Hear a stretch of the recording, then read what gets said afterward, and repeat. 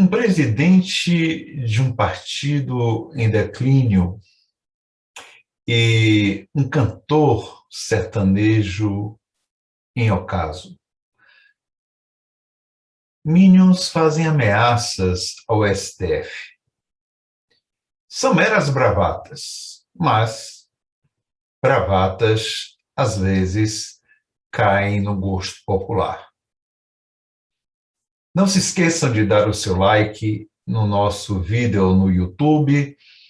Não deixem de comentar tanto no YouTube quanto no Instagram e também no Facebook. Ajudem o canal Rui Diamantino no YouTube a poder colaborar com a discussão dessas questões que estão em voga na pauta nacional. Vamos então ao nosso vídeo de hoje.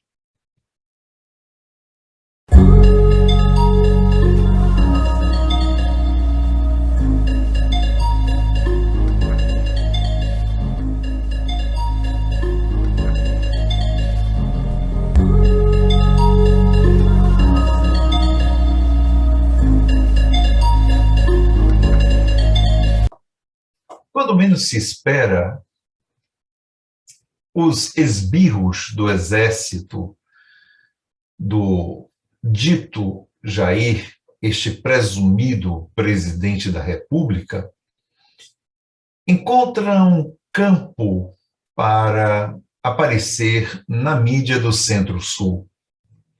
Por aqui, pelo Nordeste, talvez pelo Norte, essas figuras não apareçam muito e não se deem a conhecer ou não afetem tanto a nós. Entretanto, vamos lembrar que é no Centro-Sul em que a mídia, em sua maioria, circula pela população e que os efeitos das palavras e os efeitos das confusões, das tretas, como se diz nas redes, elas se perpetuam, elas se propagam junto a uma considerável parte da população e na formação de opinião.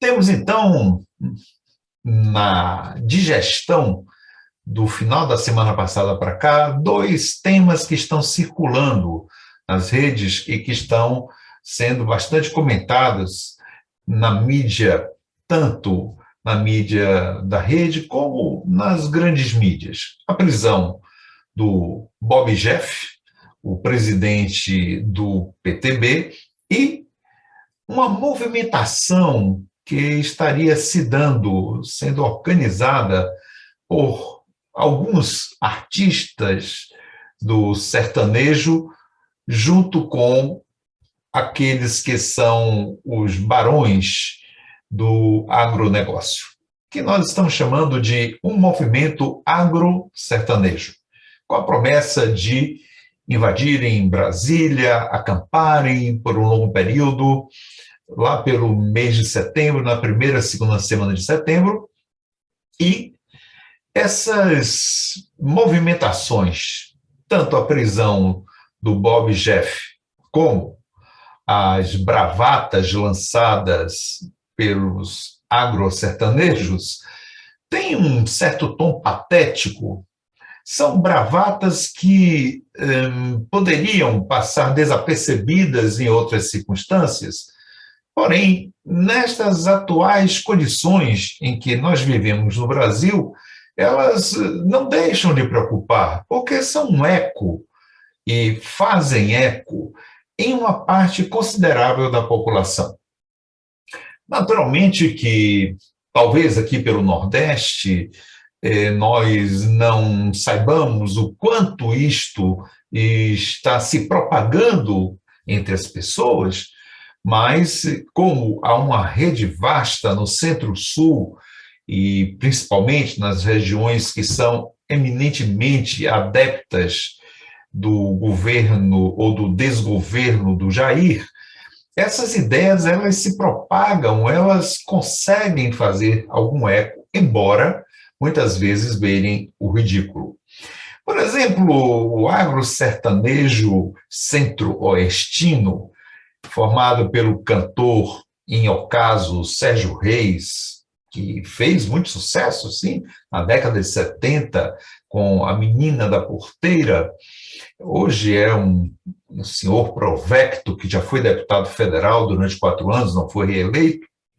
Ele está à frente, junto com outros antigos cantores do sertanejo, organizando o que seria ou o que será um movimento em favor do voto impresso, do voto auditável e da demissão, ou melhor, da cassação, do impeachment do ministro Barroso e do ministro Alexandre de Moraes. Eles fazem coro, em verdade, com a pretensão do dito Jair de levar uma carta até o presidente do Congresso e, por sinal, o presidente, né, do Senado Federal, o Rodrigo Pacheco, para que se proceda à cassação desses 2 ministros. O Rodrigo Pacheco, a priori, já se posicionou contrário a qualquer cassação de ministros do STF, até porque não haveria razões para tanto. Entretanto, nós precisamos pensar exatamente que esta movimentação e todo este eco que os devaneios do Jair produzem em certos meios, principalmente naqueles meios que são os seus votantes, os seus profitentes, que são os seus crentes, que são os seus adeptos, não se tratam, portanto, de adeptos políticos, mas adeptos basicamente religiosos, eles realmente propõem uma quebra institucional. E o Rodrigo Pacheco ficará no meio do ringue, da luta entre os 2 ministros, o Alexandre de Moraes e o Barroso, no confronto simbólico, digamos, com o Bob Jeff, o Roberto Jefferson e o cantor do agronegócio, o Sérgio Reis, que, na verdade, é seguido por outros artistas também ao caso, e toda uma série de pessoas que são proprietários de vastas indústrias que estão localizadas ali no centro do Brasil. Portanto, nós vemos uma situação que se beira o patético e o ridículo, muitas vezes, não deixa também de preocupar, porque ao encontrar no tecido social do Centro-Sul brasileiro de clara simpatia ao projeto do Bolsonaro, isto causa inquietação no tecido social e, se não tem efeitos práticos a curto prazo, porém pode produzir a longo prazo inquietações em boa parte da população brasileira. São ecos que podem, por exemplo, se estender durante todo este ano até as eleições de 2022 para causar certos tumultos, para causar certos problemas e para colocar sempre as instituições em xeque, as instituições republicanas.